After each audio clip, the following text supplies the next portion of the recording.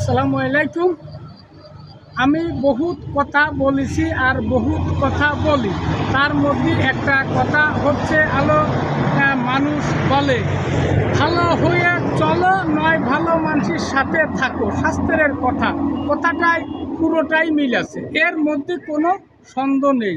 কারণ নয় ভালো হও নয় ভালো মানুষের সাথে থাকো, এ বলার কারণ হচ্ছে একটা ভালো ব্যক্তির সাথে যদি একটা খারাপ লোক থাকে, বলে ওই জিনিসটা খারাপও করতে পারে না, ও অমুকের সাথে ছিল।